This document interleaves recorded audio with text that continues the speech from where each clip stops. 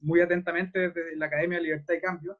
Es un proyecto, como te habíamos contado, que nace de nosotros como estudiantes universitarios y es para estudiantes secundarios que están interesados en conocer más sobre las ideas de la libertad, las ideas del progreso, del cambio propositivo, pero siempre principalmente de la libertad. Y es por eso que para nosotros es un agrado tenerte acá. Sabemos que tú profesas la filosofía libertaria, tienes un canal donde yo estoy seguro que muchos chicos lo han podido ver, Esfera Pública, y además tienes un tremendo background académico. O sea, me faltaría tiempo para nombrar todos los títulos que tú tienes, pero para que los chicos se hagan una idea, sobre todo los que quieran seguir el área de estudio de las ciencias sociales, el derecho, la ciencia política, Vanessa tiene 2 doctorados, ¿cierto? Uno en filosofía y otro en ciencia política. Así que tenemos un gran privilegio hoy día de poder contar con Vanessa y bueno, les va a hacer una charla sobre filosofía libertaria y cómo esta filosofía está hoy en día en la esfera pública, que eso es lo que Vanessa siempre intenta comunicar, cómo está el debate de ideas, qué está ocurriendo en la política, en el Congreso, en todas partes, y cómo han avanzado estas ideas de la libertad. Así que Vanessa, muchas gracias nuevamente. La conferencia es tuya. Gracias, Ignacio. Bueno, decirle a los que quieran ir a estudiar ciencias sociales que van a tener que ir con un escudo mental, porque fácilmente uno sale de ahí siendo comunista o socialista. Entonces, no se pierdan, chiquillos. O sea, ciencias sociales es un tema muy complejo, es muy difícil pasar por las aulas sin que realmente te haga mella, porque al final no te aceptan los trabajos que tienen una visión liberal libertaria. La esfera pública son todos aquellos espacios en los que nos interconectamos con los demás y hablamos de lo común, de lo público. No es solamente la esfera política, que vendría siendo el Congreso. Por lo tanto, las universidades también forman parte de la esfera pública.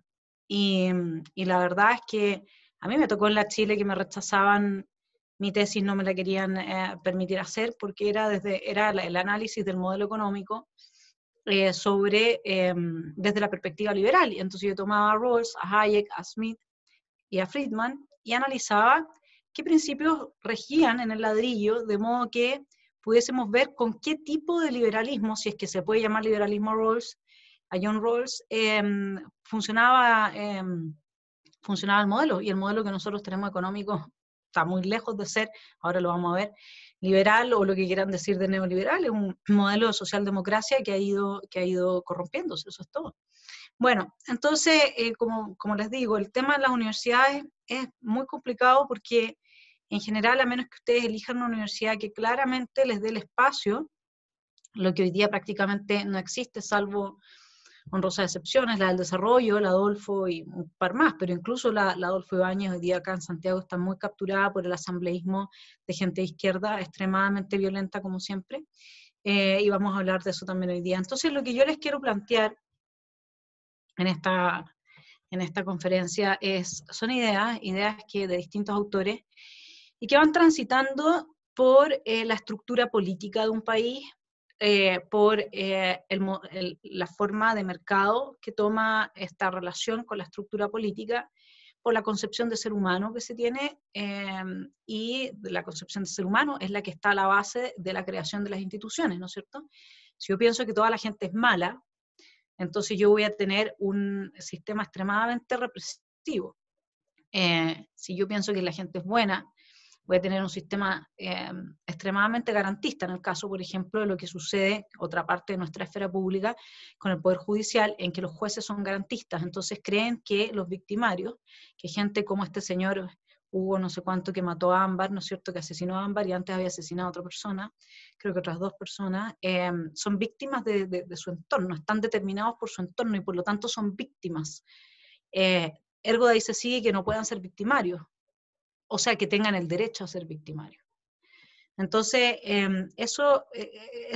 tensionar esas realidades desde las ideas liberales es lo que quiero hacer hoy día con ustedes y mostrarles entonces un poco qué pasa en lo político, qué pasa en lo económico, qué pasa con la concepción del individuo, cómo pensamos al ser humano, desde una perspectiva liberal darles algunos contrastes con cómo es efectivamente y funciona efectivamente Chile, pero al mismo tiempo yo espero que ustedes me vayan acompañando buscando en su mente, por ejemplo, cuando yo les cuente de ciertas ideas, pregúntense cuántas veces han escuchado estas ideas.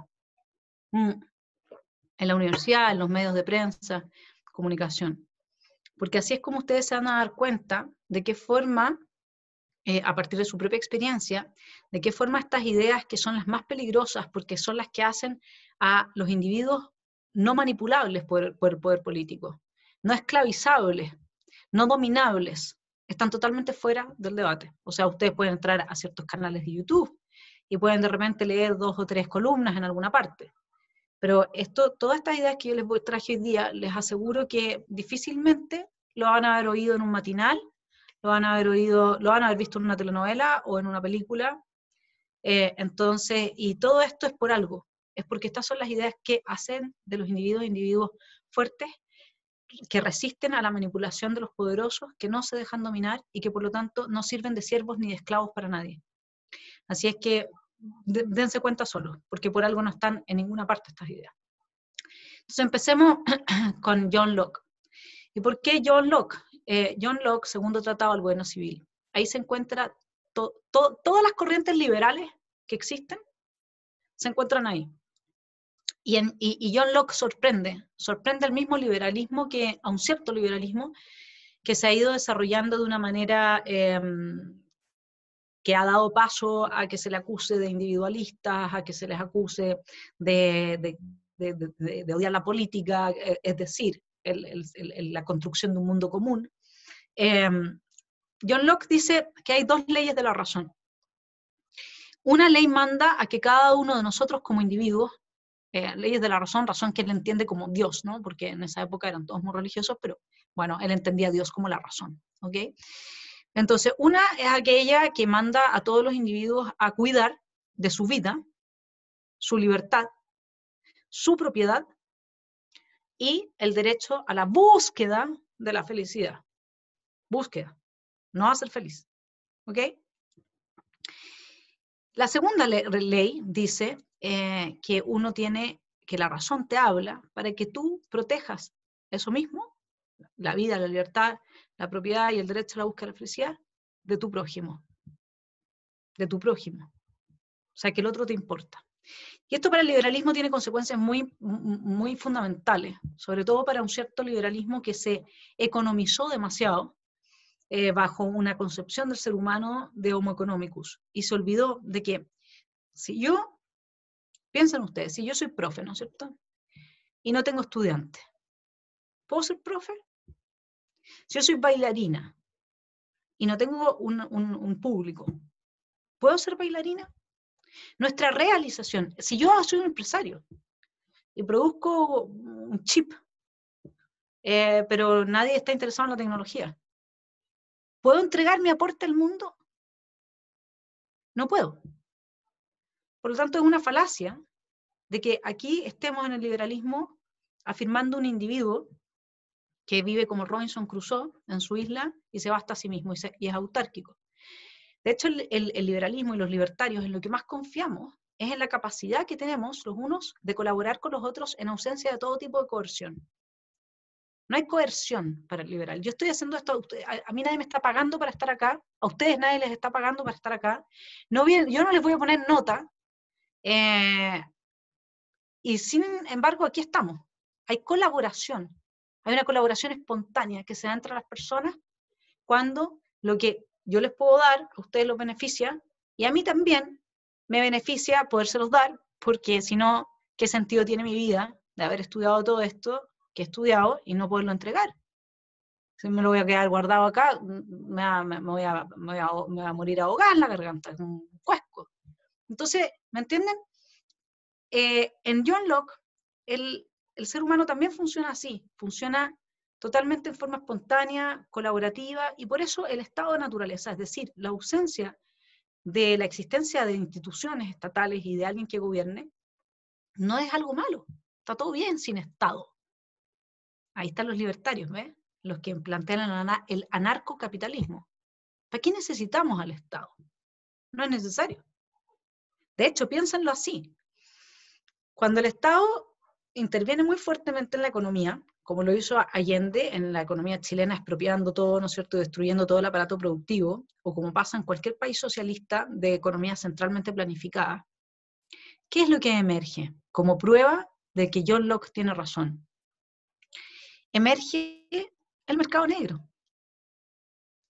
donde la gente transa y colabora, claro, a precios muy elevados, porque al fin y al cabo la escasez genera, ¿no es cierto?, la elevación de los precios. Pero el mercado negro es el mercado fuera de lo establecido coercitivamente por el Estado. Ahora, ¿por qué John Locke dice que surge el Estado? ¿Por qué surgen las instituciones? No surgen porque nosotros seamos malos. Surgen porque hay personas que desoyen la voz de la razón, no la oyen. Estas dos reglas de la razón las desatienden y atacan tu vida, atacan tu libertad, atacan tu propiedad, ¿no es cierto? Entonces, si a ti te atacan tu propiedad, es posible y suele suceder que en vez de justicia, lo que tú hagas es venganza. Y por eso, de pronto, la gente dice, ¿sabes qué más? Tengamos un magistrado. Porque cuando el ataque a ti es de muy de cerca, entonces necesitamos esta otra visión objetiva. Y por eso surge el magistrado. ¿Y qué es lo que va a decir John Locke? Va a decir que el magistrado surge para lo que se ha llamado rule of law, Estado de Derecho. Eso quiere decir, les voy a leer, no, esto no es John Locke, esto es una definición moderna. Dice, el rule of law o Estado de Derecho es un principio de gobernanza en el que todas las personas, vayan pensando en Celestino Córdoba, en el Hugo Gutiérrez, en todas estas cosas que han visto. Entonces, un principio de gobernanza en el que todas las personas, instituciones y entidades públicas y privadas, incluido el propio Estado, están sometidas a leyes que se promulgan públicamente, todos las conocemos. Se hacen cumplir por igual. Por igual. Yo si hubiera hecho lo de Hugo Gutiérrez, le hubiera podido decir a este, no sé cómo se llama, cadete de la Armada, no sé cuál es el cargo, digamos, porque era un miembro de la Armada, ¿no? Le hubiera podido decir, oye, pero es que yo soy profesora de filosofía, ¿cómo me voy a estar pidiendo el carnet? Pues si hubiera igualdad ante la ley, ¿no es cierto? Yo podría haberle hecho eso y me tendrían que haber dejado ir igual que dejaron a Hugo Gutiérrez irse. Las leyes se aplican por igual. Esto es lo que tiene que hacer el magistrado en John Locke, aplicar las leyes por igual, ¿sí? Entonces, todas las instituciones, incluido el propio Estado, están sometidas a leyes que se promulgan públicamente, se hacen cumplir por igual y se aplican con independencia, además de ser compatibles con las normas y los principios internacionales de derechos humanos. Asimismo, exige que se adopten medidas para garantizar el respeto de los principios de la primacía de la ley, la igualdad ante la ley, la separación de los poderes, es decir, ejecutivo, legislativo y judicial. La primera separación de poderes la hace John Locke también, no en 3, sino que en 2, pero está perfecto. Entonces, separación de poderes, participación en la adopción de decisiones, legalidad, no arbitrariedad y transparencia procesal y legal. Bueno, vean cómo funcionan los tribunales de justicia, vean cómo el mismo gobierno desdijo a la Corte Suprema en el caso Celestino. Vean cómo Roxana Carrut está haciendo huelga de hambre en la región de la Araucanía, pero una huelga de hambre que la ha hecho adelgazar. El Machi, como tiene poderes mágicos, llevaba como 100 días sin comer, pero estaba igual, digamos, de contundente, digamos, ¿no? Entonces, y Roxana no recibe prensa, a la Roxana no la va a ver ni siquiera la ministra de la Mujer. A la Roxana le tienen expropiado su campo los narcoterroristas porque no son mapuches, ¿no es cierto? Nada que ver, los mapuches no son narcoterroristas. Luego, entre los narcoterroristas hay alemanes como Berkhoff, que yo sepa, Berkhoff no es un apellido mapuche, alemán, y hay también mapuches, es así la vida, digamos, ¿no? Hay una diversidad. Entonces, le tienen tomado su campo a la Roxana y por mientras el Estado le cobra contribuciones, le cobra los impuestos. O sea, ya no puede ser más injusto. El Estado ni siquiera te protege. El Estado, es más, te castiga en una situación que tú no puedes resolver porque el mismo Estado no está resguardando tus derechos. De ahí que la autotutela esté dentro del marco de autotutela, le pusieron además, son tan, ¿no? Autotutela, tutela, no, es mi derecho a defensa. En John Locke, ¿qué es lo que dice? Que cuando el magistrado no cumple con impartir este Estado de Derecho, digamos, con ser un juez justo y aplicar las mismas leyes para todos, entonces mejor volver al estado de naturaleza. Y eso es lo que John Locke llama la desobediencia civil. Porque yo en estado de naturaleza estoy mejor que teniendo un magistrado que tiene poder y que quiebra la igualdad ante la ley. Y que en vez de ser justo, imparte justicia desde la venganza. ¿No es cierto? Entonces es muy importante que, tener claro que lo más fundamental, y si quieren ver a algún profesor que hable de esto en forma profunda, inteligente, con mucho humor, es más viejito, se murió este año, vean a Armando Rivas. Armando Rivas es un profesor genial, genial, es lejos lo mejor que yo he conocido mucho tiempo en el liberalismo. Y para él, efectivamente, no se trata ni siquiera de democracia o no democracia. Si tú no sacas nada con ir a votar en Venezuela, la democracia no se constituye, la democracia es una forma de cambiar a las autoridades, que es una forma pacífica de cambiar a las autoridades, ¿cierto? Pero no, en Rusia tampoco puedes cambiar las autoridades, o sea, da lo mismo que la gente vaya a votar. Y luego hay una cierta democracia popular asambleísta que justamente lo que hace es no respetar el rule of law, el Estado de Derecho, y por lo tanto, si las personas que se sitúan en el poder político lo que hacen es otorgar privilegios. ¿Y qué es lo que pasa cuando tú otorgas privilegios? Lo que pasa es que tú quiebras con la condición de igual ciudadanía entre las personas. Y eso es lo que se hizo en el caso de Celestino Córdoba. Bueno, ¿cómo vemos los liberales? Y aquí voy a citar a Robert Nozick, a los individuos. El liberal ve al individuo como aquel que puede hacer lo que quiera y decidir libremente sobre sus posesiones y sus capacidades. Cualquier intervención del Estado para promover algún tipo de vida preferible tiene que ser rechazada. ¿Y por qué? Porque el Estado concentra el monopolio de la coerción, ¿no es cierto? Entonces, si desde el Estado yo promuevo un tipo de vida, por ejemplo, religiosa, de alguna religión, es muy difícil que un individuo se pueda solo abstraer de eso. Entonces, cada persona, por ser única, porque cada uno de nosotros es igualmente único e irrepetible, cada uno de nosotros tiene su propia escala de valores, cada uno de nosotros tiene preferencias diferentes y por lo tanto aquí viene el argumento del conocimiento local, que es de Adam Smith y que lo toma Hayek muy fuertemente, y por lo tanto nadie sabe decidir por nosotros mejor que nosotros mismos. ¿Y qué es lo que pasa? Y ustedes me pueden decir, bueno, pero la gente que retiró el 10% de la AFP y se fue a comprar unos plasmas, ¿hay gente que decidió bien? La gente que recibió el bono en Valparaíso por los incendios y se fue a comprar las poleras del Colo-Colo, ¿hay gente que decidió bien? Lo que pasa es que aquí no se trata de estar respondiendo desde la moral. O sea, yo fumo cigarrillo, digamos, ¿no? Y luego, bueno, asunto mío. Ustedes pueden decir, pero ¿cómo si una mujer tan inteligente hace tamaña barbaridad de dañarse su salud? Bueno, está bien que ustedes tengan esa opinión, digamos. Pero a mí ni Rawls, ni Nozick, ni Hayek, ni nadie me va a venir a decir que yo tengo que responder al patrón moral del otro. Dentro de un cierto marco, evidentemente, que tiene que ver con el respeto de la vida, la libertad, el derecho a la búsqueda de la felicidad, el otro que es un derecho a la búsqueda, dentro del contexto en el que todos vivimos, algunos mejor, otros peor, pero algunos mejor en ciertas cosas y peor en otras. A mí me tocó escuchar una conversación que es muy interesante para todo el tema de la discusión de la igualdad, entre una persona que tenía una situación económica más o menos buena, y otra persona que su mamá le había pagado la universidad vendiendo dulces en un carrito en la plaza. O sea que se había pelado el ajo, digamos, ¿no? Entonces, desde el hijo de esta mujer había una cierta mirada de resentimiento hacia el que tenía una situación socioeconómica mejor. Pero entonces esta otra persona le dijo, a mí mi mamá nunca me quiso, fue extremadamente violenta, y por ti, tu mamá, se generó artritis en las manos de tanto hacer dulces para pagarte la universidad. Dime quién es más rico.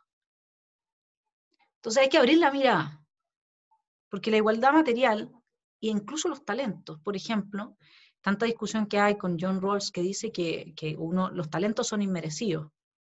Eso quiere decir que cada uno de ustedes que está acá, digamos, y que ha leído algo y que se ha instruido un poco más que sus compañeros y que qué sé yo, nacieron con esa cuestión. No he hecho nunca un esfuerzo, yo tampoco, yo tengo 6 títulos y no hice ningún esfuerzo, yo nunca estudié 14 horas diarias, yo nací con eso, nací rubia e inteligente, yo soy un fenómeno, ¿entienden?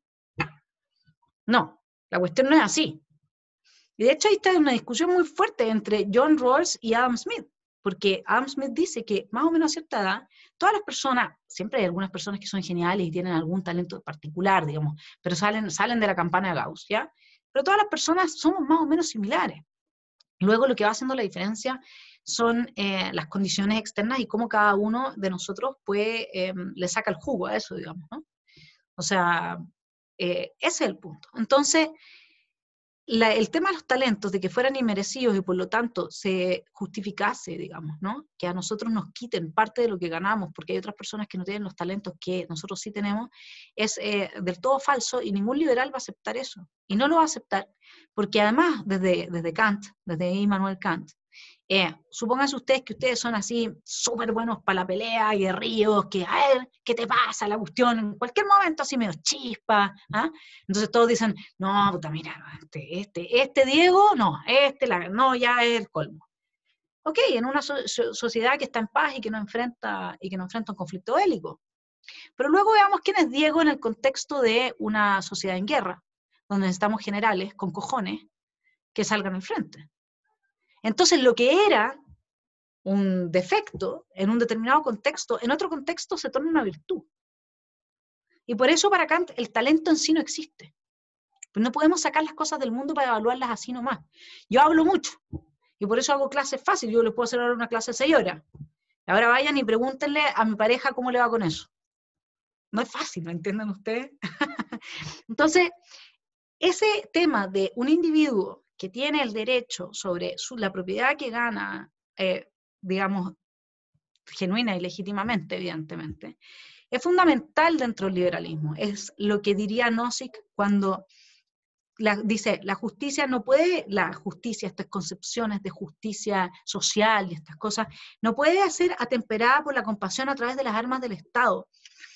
Toda interferencia estatal que tiene la intención de mejorar las circunstancias de tercero equivale a trabajos forzados para cierta gente. Yo siempre le digo a mis estudiantes, que son casi todos con gratuidad, ¿no? Les digo, porque además no tienen el aguijón de estudiar, muchos de ellos no se esfuerzan, otros sí, pero muchos no. Y luego, esta plata, primero se la están quitando a alguien que sacó la mugre trabajando, porque sepan ustedes que el Estado de Chile no produce nada, y ustedes me van a decir, ¿y Codelco? Pero es que Codelco no es de todos los chilenos, yo todos los meses recibo un cheque con los dividendos de Codelco, y ahora a fin de año quería vender mi participación. Esto es una farsa. Toda la plata de Codelco se queda ahí, no llega nada a ninguna parte. El 60% del gasto, de lo que nos sacan a nosotros del bolsillo a través de los impuestos para gasto social, se lo quedan los burócratas, 60%. Si nosotros no tuviéramos la burocracia que tenemos, Rolf Luders hizo este cálculo, que es un exministro, el 25% de las familias más pobres de este país tendría un sueldo promedio de 2,5 millones de pesos.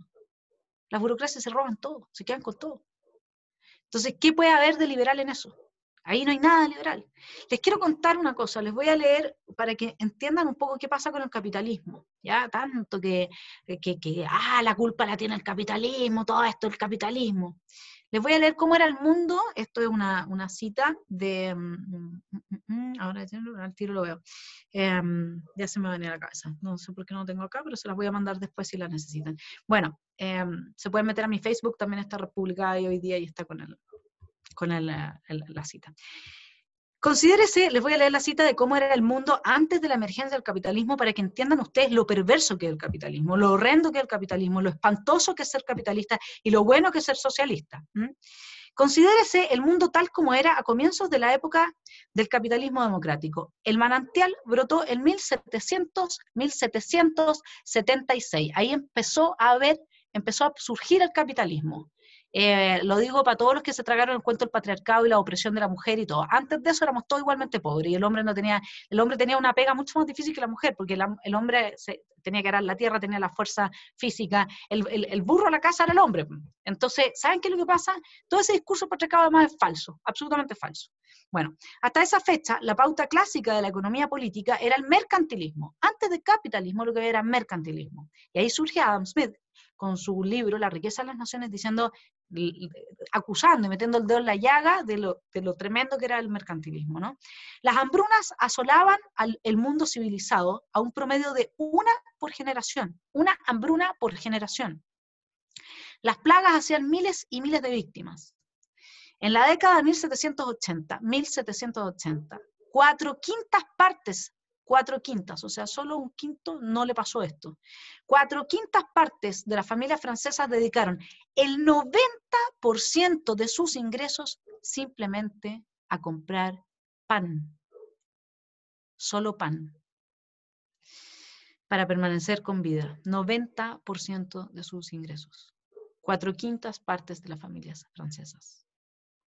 En 1795, la expectativa de vida en Francia era de 27,3 años para las mujeres y de 23,4 años para los hombres. O sea, a ustedes les quedarían aproximadamente unos 6 años de vida, 7 años de vida, y yo estaría muerta hace rato. En 1800 había en toda Alemania menos de 1 millar de personas que alcanzaban los $1.000, a tener los $1.000. Entonces, si ustedes, ahora les voy a decir al tiro de quién es la cita. Entonces, si ustedes Mijael Novak. Entonces, si ustedes entienden eso, se van a dar cuenta de lo perverso que es el capitalismo. Por eso a mí cuando vienen todos mis estudiantes me dicen, yo les pido que hagan un diagnóstico sobre algún problema, qué sé yo, y no importa si se trata de la depresión, de los problemas que tienen las mascotas entre ellas, o de los temas de pensiones, siempre el diagnóstico llega a la misma conclusión en todos, igual de lavados de cerebro todos. La culpa es del capitalismo. Y con eso listo, la tienen lista. Yo digo, entonces usted va a ir y me va a traer el ejemplo de un solo país no capitalista donde la gente no se muere de hambre. Así es como funcionan los países donde no hay capitalismo. La gente se muere de hambre, por eso China se hizo capitalista. Y Rusia, ex Unión Soviética también. Bueno, lo que nosotros pensamos como liberales, ¿no es cierto?, es que tiene que haber un respeto irrestricto por las decisiones de los individuos y sus valoraciones, en tanto existan estas dos reglas, ¿no? En tanto existe esta regla de respetar a los demás. Y que cada individuo es un ser único y irrepetible, y por lo tanto solamente él conoce mejor que nadie qué es lo que él quiere y qué es lo que necesita. Por eso cuando viene un burócrata a decirte a ti, qué es lo cómo tienes que vivir tu vida, o qué es lo que te conviene, o qué tipo de vida seguir, en el fondo eso, a través de la coerción más encima, es un liberal, lo va a ver con muy malos ojos.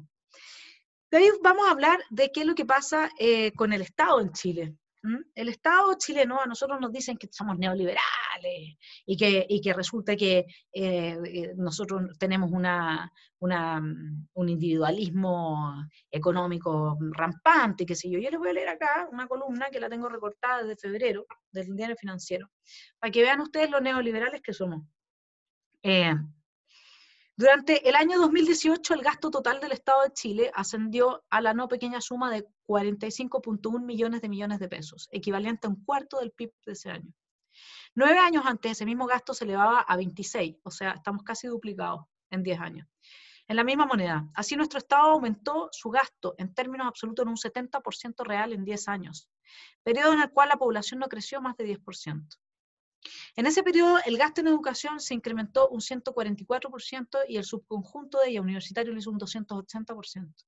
El gasto en salud creció un 101% y los servicios de policía 117%. Cabe señalar que durante el año 1989 el Estado gastaba en salud la cifra de 825.000 millones en moneda de 2018, lo que significa que en 30 años el gasto en salud se multiplicó 10 veces en términos reales. En educación el gasto aumentó 8,5 veces y así. Somos tan neoliberales, una cosa impresionante, increíble. La verdad es que no es de extrañar, el problema es que 8 de cada 10 políticas públicas en Chile no funcionan. Entonces, cuando tú extraes de una economía esa cantidad de plata para destinarla a gasto social y luego las políticas públicas no llegan a la gente, es obvio que aquí el problema es el Estado. Por un lado esquilma a la gente y por otro lado no llega con los recursos a quienes realmente son los peor situados de la sociedad, y para eso se supone que le sacan los recursos a los demás, ¿no es cierto? Entonces, ¿cómo no va a estar la clase media con malestar? ¿Y para qué hablar de la alta? Entonces, cuando tú quieres poner un Estado benefactor, como es el proyecto que tiene Atria y compañía Frente Amplio, es muy complejo eso. porque el Estado benefactor le va a dar a mis hijos, que yo tengo una buena situación, educación a costa del el IVA de la señora Juanita, que vive pobre y mal. Mi papá, de hecho, en la época de Allende, esto era así. Y entraban a la universidad gratis todos los que salían de buenos colegios. Entonces, la gente pobre le pagaba las carreras universitarias a la gente que tenía dinero. Y por eso es que el modelo en Chile es un modelo subsidiario. ¿Y qué es lo que significa eso? Eso está en el ladrillo. Eso significa que nosotros respondemos al segundo principio de John Rawls, que se lo voy a leer. Dice, el modelo económico es rawlsiano, no es neoliberal, no es laissez-faire, no es hayekiano, no es rawlsiano. Miren lo que dice, pero desde el principio la diferencia. Les leo la teoría de la justicia.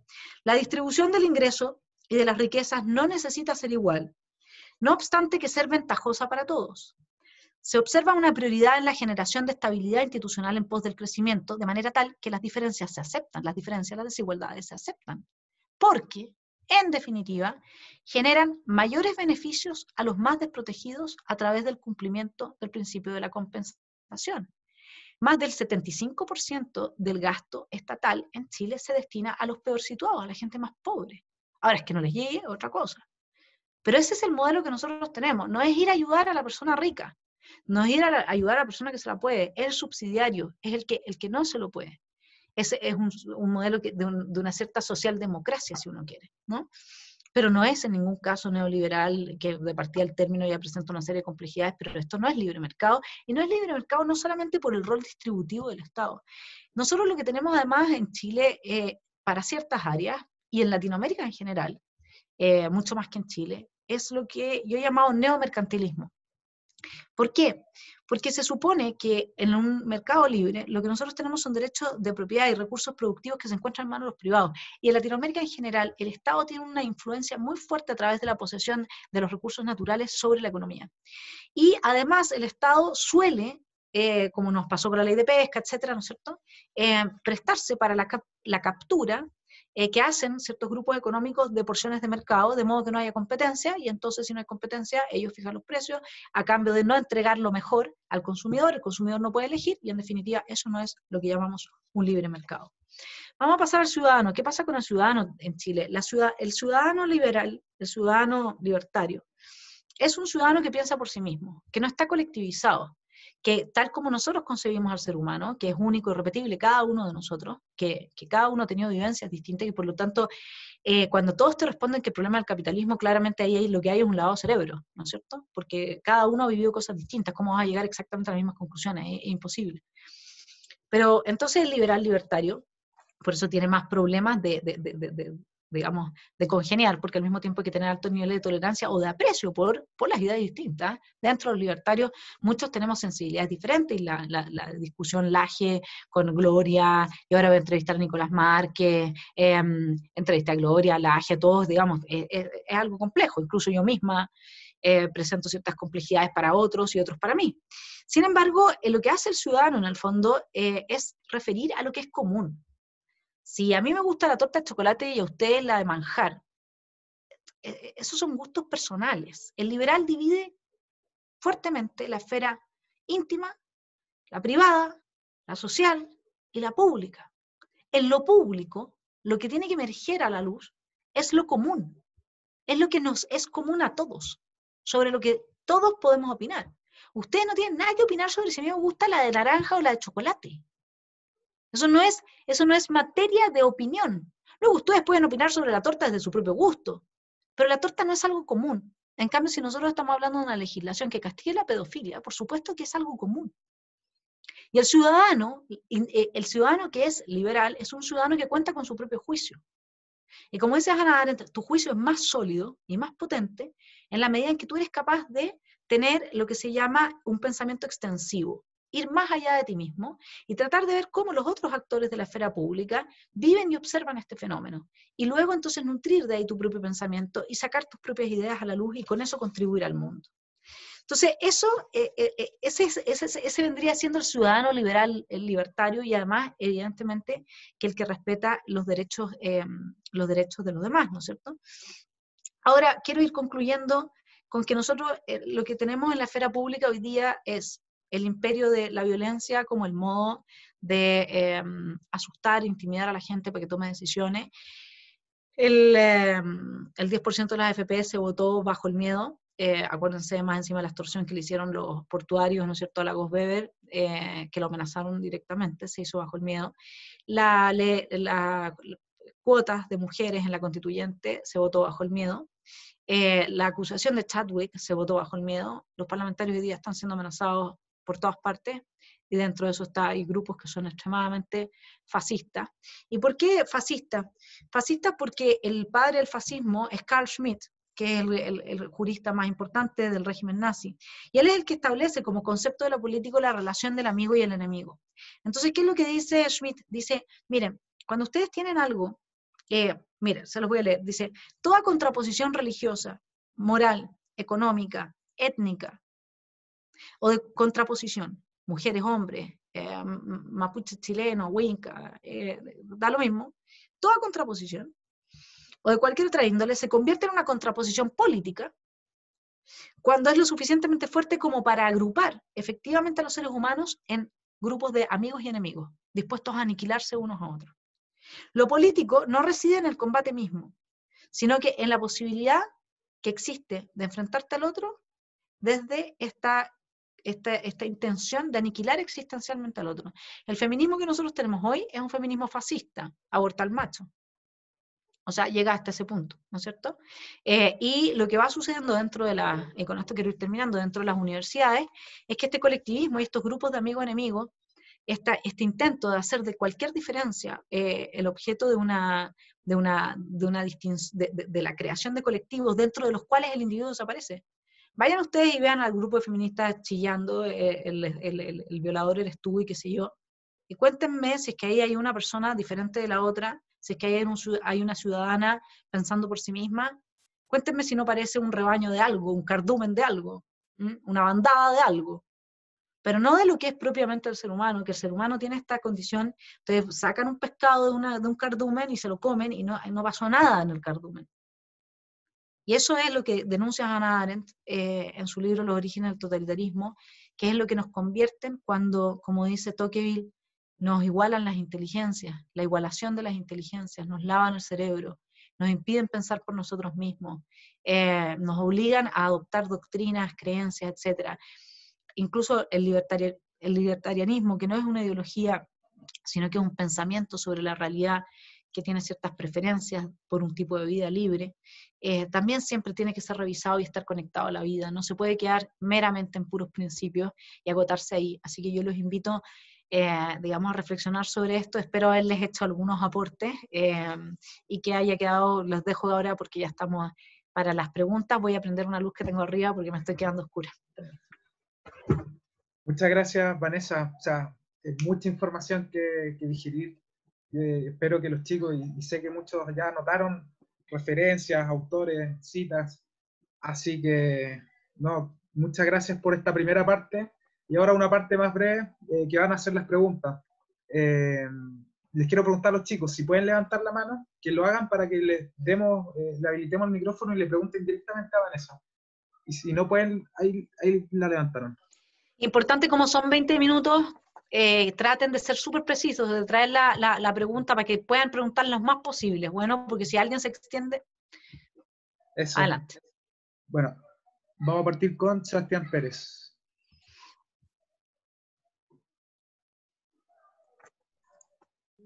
¿Hola?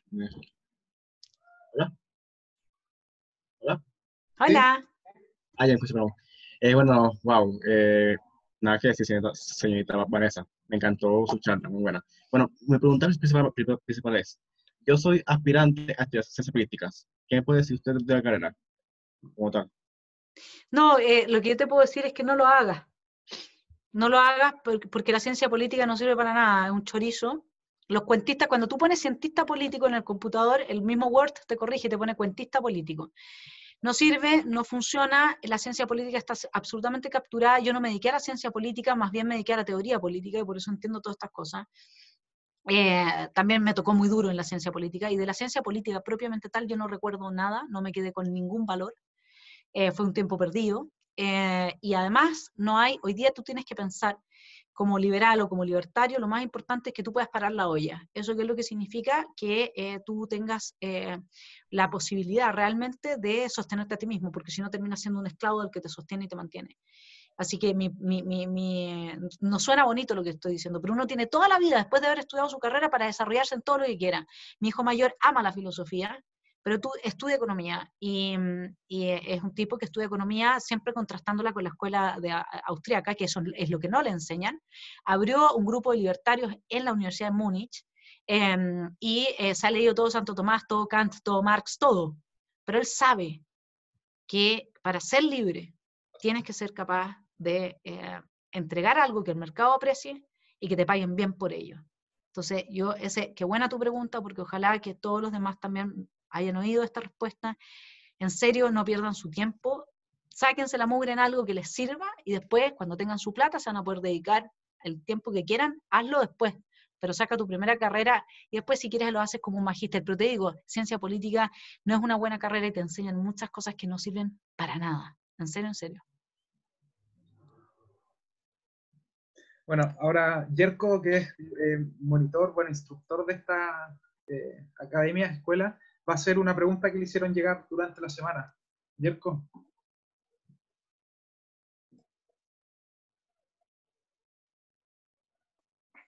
Ahí sí, creo que me escuchan bien. Buenas tardes, Vanessa.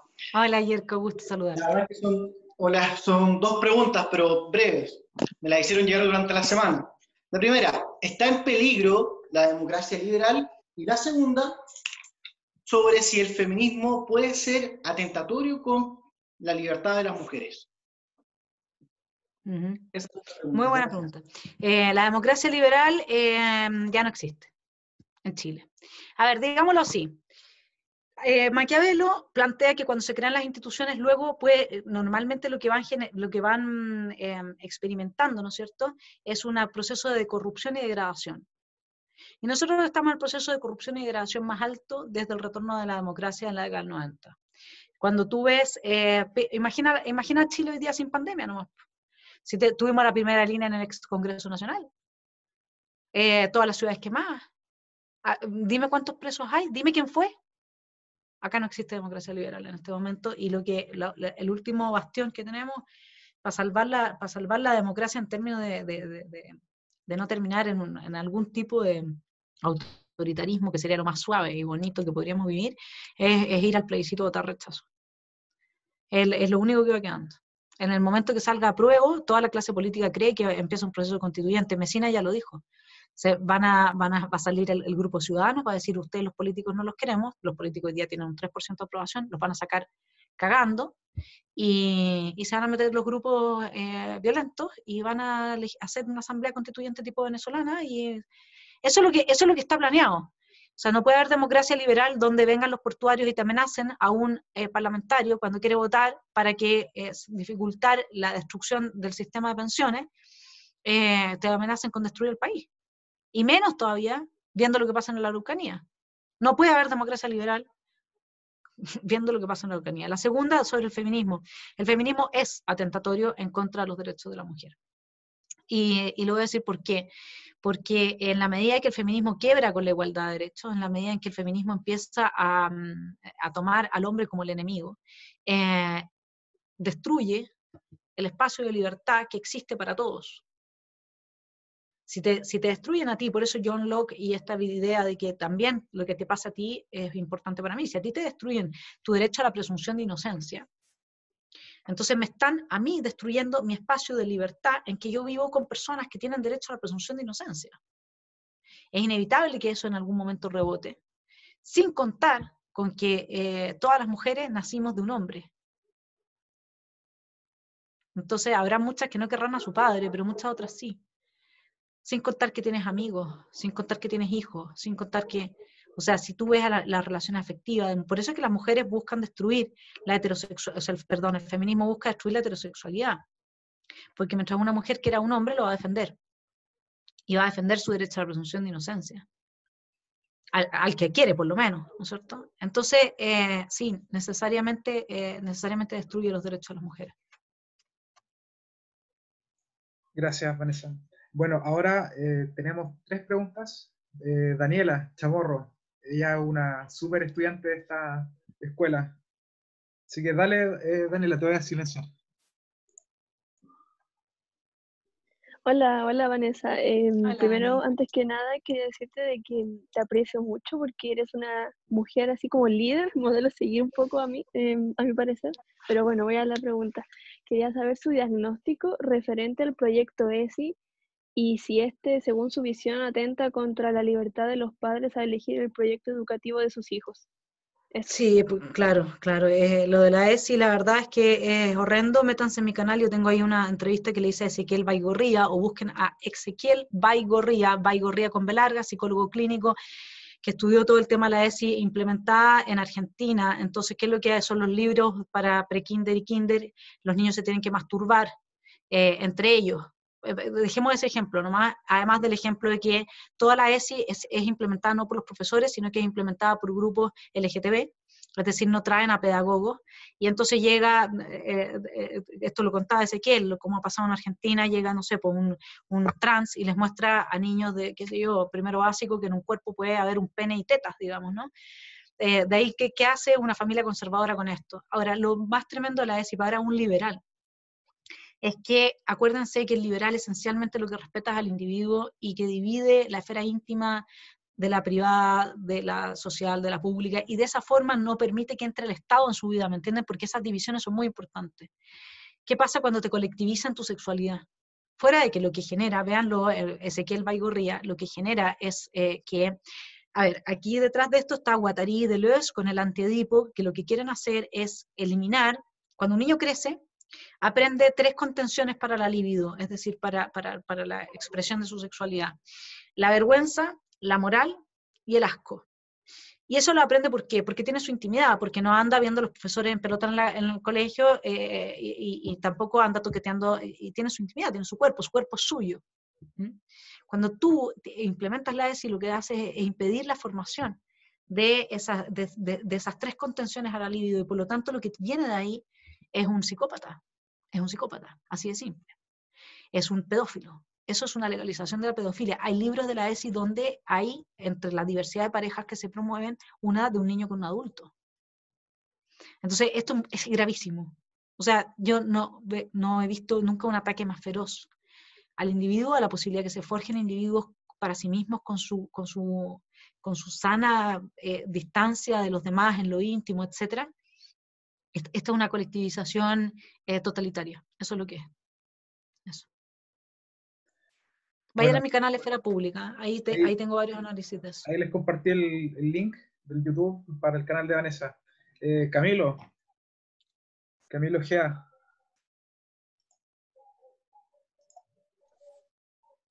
Ahí sí. ¿Me escuchas? Sí. Sí, ya, gracias. Vanessa, en primer lugar, quiero darte las gracias por la clase magistral sobre el liberalismo y algunos retoques al modelo económico neoliberal. Bueno, antes que nada, difiero un poco con la pregunta que hizo el compañero respecto a la importancia de la ciencia política en la actualidad, más aún cuando los medios de comunicación están tomados por las ideas progresistas y se le da pantalla muchas veces al populismo. Entonces, un análisis crítico que puedan realizar los cientistas políticos me parece sumamente importante, más para grandes opinólogos, como Pato Navia o cualquier otro. Bueno, mi consulta más que nada está relacionada más que nada al pensamiento político de Bertrand McCloskey. No lo conozco. ¿No? Bueno, No. es una economicista trans que defiende el libre mercado y también el feminismo liberal. Bueno, señala que el libre mercado ha sido como el aliado perfecto para la emancipación de la mujer, ¿cierto? Minorías sexuales, étnicas, etc. Esto a raíz también del discurso de la izquierda y el feminismo radical en relación al fin del capitalismo, ¿cierto? Al cese de al nulo funcionamiento, que básicamente que ya no funciona y que hay que sustituirlo por cualquier otro. Entonces, me gustaría conocer más allá me dijiste que no conocías a McCloskey. No, lo he escuchado, pero no lo he leído. Más que nada tu opinión respecto a esto, a la relación entre el libre mercado y el feminismo liberal. Ya, a ver, espérate, vamos por parte. Yo tengo 2 máster en ciencia política y un doctorado en ciencia política. Pasarse 5 años estudiando eso es absurdo para tener un pensamiento crítico. Y además lo que te pasa en las aulas es que tú tienes que hacer regresiones logísticas de papers que tienes que publicar en revistas indexadas. De eso se trata el cientista político que es un buen cientista político. Tienes que tener muchas publicaciones en revistas indexadas, y esas revistas indexadas tú tienes que usar metodología cuantitativa, no cualitativa. La cualitativa está muy desprestigiada y entonces tenés que ser un matemático puro prácticamente, ¿ya? Cuando tú veías al Pato Navia, que fue profesor mío, Pato Navia tiene otra impronta muy distinta de lo que es la ciencia política hoy día, no me dice tanto a los viejos. Él fue profesor mío, o sea, es un poco mayor que yo, ¿cachai? Y a mí me tocó ya la cuestión dura, y olvídate, o sea, es un perder la vida, y hoy día hay poco, anda a ver el mercado, o sea, seamos razonables. A ver, ¿por qué te lo digo? Yo estudié periodismo, y en la época de pregrado, y en la época en que yo salí de periodismo salían 5.000 periodistas al año al mercado. Viejo, no había pega para nada. No había pega, y periodismo sigue siendo todavía algo que por lo menos, claro, no es que no vaya a aprender nada, la pregunta es 5 años, y quizás 6. Y si eres libertario, quizás nunca puedes salir, porque todos los profesores son de ultraizquierda. Entonces, no sé, ese es mi consejo. Luego, digamos, sabiendo y conociendo muy bien, estudié ciencia política en la Chile, estudié ciencia política en la Católica, he sido profesora de ciencia política en diversos lugares, y te digo que la cuestión es compleja. Bueno, y sobre el feminismo, a ver, feminismo liberal para mí no existe ya, porque el feminismo, o sea, existe, hay gente que lo promueve y qué sé yo, pero ¿qué es lo que significa promover el feminismo liberal? Significa promover la meritocracia y significa promover el Estado de Derecho. En Europa, vayan y miren cuánta gente está a favor de la igualdad de género. En Alemania, en Alemania el 93% de las personas está a favor de la igualdad de género, así tal cual, entrevistada. ¿Sabes cuántas son feministas? ¿Qué porcentaje de esas personas es feminista? Un 7%. Y vean todos los índices de Europa y se repite más o menos lo mismo. El país que más feministas tiene declarada, ponte tú que sea Suecia o Holanda, alguno de esos así, ya no me acuerdo, ahí también está en mi canal, tengo un análisis sobre el feminismo entregando todos estos datos y todo. El país que más tiene llega al 43% feminista, mientras que el 99% está a favor de la igualdad de género. O sea, solamente bajo la ignorancia que tenemos los analfabetos funcionales que habitamos en esta angosta faja y el resto de Latinoamérica, es que uno entiende que defender la igualdad de género es lo mismo que ser feminista. No es lo mismo. No es. Ser feminista es afirmar que existe algo como el patriarcado y una decisión de dominación sobre la mujer, cuando en realidad, a ver, ¿cuántas de nosotras fuimos ancestralmente a la guerra y nos tiraron de carne cañón? Cuando se hunde un barco, déjame preguntarte a ti, ¿qué es lo que se dice? Mujeres y niños primero, ¿no es cierto? ¿Y quién se queda cuando el barco se hunde ahí o cuando se quema el edificio? ¿Tú crees que el bombero te irá a salvar a ti? Cuando se quema el edificio, si yo estoy ahí me va a salvar a mí, pues compadre, y tú ahí te moriste nomás. Así funciona. La vida es mentira lo del patriarcado. Es mentira. Ustedes son los que han sido carne cañón y medio para los fines de los políticos y todo durante toda la vida, digamos. Luego hay machismo, claro que puede haber un machismo. Por supuesto que hay ciertas actitudes que tienen que aprender que todos tenemos que aprender, pero la mujer también, que ejerce violencia sobre el hombre. Ándate a la violencia simbólica y anda viendo por qué algunos se pierden la chaveta. Eso no lo justifica, pero ya. Entonces el liberalismo, el libre mercado, efectivamente lo que hizo fue, lógicamente, que a partir desde que te tenías la lavadora de ropa, imagínate lo que antes era lavar la ropa, era cocinar. La mujer, eso fue totalmente liberador para la mujer. Mi mejor amiga es la lavadora de platos. La amo así, pero es un amor, pero así, no me casaría con ella, no llego a ese punto, pero, ¿no? Entonces, obviamente que el liberalismo, imagínense, o sea, el desarrollo del capitalismo abrió espacio para tantos otros trabajos que no son meramente estar en el campo cuidando las gallinas, teniendo niños para que trabajen en el campo. Porque eso fue toda la vida así. Entonces el libre mercado además lo que permite es que las mujeres se desarrollen porque porque se liberan de estas cargas domésticas, digamos, y luego también pueden participar y desarrollarse en otros sentidos. Esto mismo que estamos haciendo es gracias al liberalismo. Si no teníamos computador, yo no te podría transmitir esta respuesta. Y las mujeres en el mercado libre, listo, se acaba, digamos, no hay más. Entonces, no hay más libertad para mujeres, es imposible, ¿desde dónde? Esa es mi respuesta. Entonces yo verdad, yo estoy muy peleada con todo eso porque ha sido un chorizo que se han tragado la gente que es inaceptable. O sea, yo tengo la herida del machismo en Chile, obvio que la tengo, pero hay que tener un poco de dignidad para que no te manejen la herida. Todos tenemos heridas. Que a uno le tocó peor acá, que nació más pobre, que se tuvo que esforzar, que te tocó un papá que te sacaba la mugre, una mamá que era loca, que el vecino fumaba pasta base y pasaba por tu casa a amenazarte, y que al otro no le pasó. No, pero al otro le pueden haber pasado otras cosas y tú no lo sabes. La diferencia entre el liberal y el libertario, con toda esta otra manga de gente que cree en el determinismo, yo soy una víctima, porque yo nací mujer, soy una víctima, así, ¿me entiendes? Es que uno no se hace la víctima, y que uno tiene dignidad, y uno dice, a mí mi herida no me manipula a nadie con fines políticos para ellos empoderarse. Eso es dignidad. No andar llorando ahí con colas de caballo mostrando el poto en la calle. Perdona que te lo diga, pero es verdad. Ya, la última pregunta, chicos. Bueno, la última pregunta, Francisco.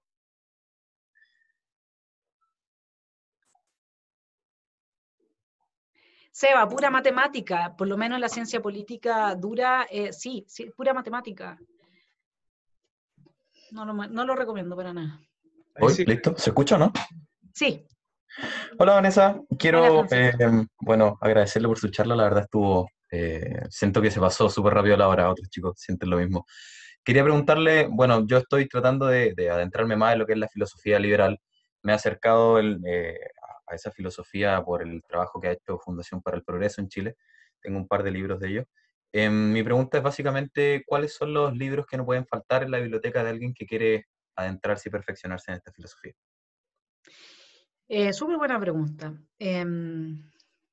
A ver, y te voy a responder de una forma que es media extraña, eso sí. Si tú tienes a John Locke, que es fundamental, el segundo tratado del gobierno civil, él es un contractualista, ¿no es cierto? Entonces también tienes que tener a Rousseau, y tienes que tener a Thomas Hobbes, y tienes que tener a John Rawls. ¿Por qué? Porque tú no sacas nada con leer solamente el pensamiento liberal, y después dejar, y quedarte así como con un disco rayado sin entender con qué está dialogando y contra qué se está peleando. Yo te diría que te voy a mencionar más a autores que libros en sí. Yo te diría que busca cosas de Hayek, o sea, von Hayek es fundamental. Diría que John Rawls no es liberal, ojo, no es liberal. Yo tengo una charla que la subí y véanla, que es Nozick versus Rawls. Nozick, Anarquía, Estado, Utopía, es fundamental también. Tienen que leer a Rothbard también, es súper importante, Murray Rothbard, ¿ya? El Manifiesto Libertario. Déjame pensar, déjame que tengo un torpeo aquí. Tengo un torpeo en la biblioteca. Déjame ver, ¿qué es lo que se me puede estar yendo? Yo sé que son muchos, porque yo te podría decir de Isaiah Berlin, te podría decir de Friedman, Free to Choose, Libertad para Elegir, de Milton Friedman, es muy bueno también. Déjame ver Ayn Rand también es muy buena, muy, muy buena. Ayn Rand es muy racionalista, pero ella leyó mucho a Nietzsche, entonces sacó un cierto individuo muy potente, que no se quiebra fácilmente y que se ríe un poco.